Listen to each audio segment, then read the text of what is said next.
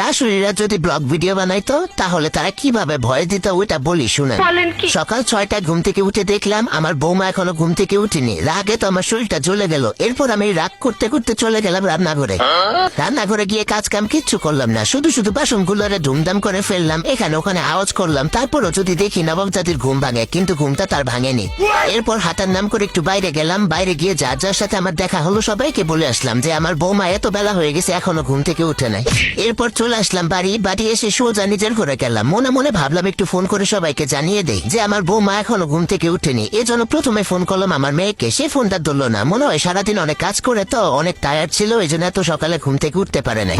এরপর এক এক করে সবাইকে ফোন দিলাম, মাকে ফোন দিলাম, বোনকে ফোন দিলাম, আত্মীয় স্বজন যারা আছে সবাইকে ফোন দিলাম। ফোন দিয়ে সবাইকে এই সুযোগে জানিয়ে দিলাম যে আমার বৌমা এতটা বাজে এখনো ঘুম থেকে উঠে নাই। শ্বশুর শাশুড়ির প্রতি তার যে দায়িত্ব নাই এগুলো বলে দিলাম। এরপর আমি আর কি করব, টিভিটা চালিয়ে একটু টিভি দেখতে বসলাম। এরপর দেখলাম নবাবের বেটি ঘুম থেকে উঠলো। ঘুম থেকে উঠে আমাকে এক কাপ চা এনে দিল। চাটা খেলাম। চাটা অবশ্য ভালোই হয়েছিল, কিন্তু ভালো তো বলা যাবে না, তাহলে তো নবাবের বেটির আবার তেল বেড়ে যাবে। তারপর তাকে বললাম কি ব্যাপার, বাপের বাড়ি কোনোদিন চা বানায় খাওয়া নয়, মনে হয় পানিটা তো ঠিক মতো ফোটাওই না। এরপর একে একে সে সংসারে সব কাজ শেষ করলো, আমি কোনো কাজই করলাম না। আমি শুধু তার পেছন পেছন ঘুরলাম আর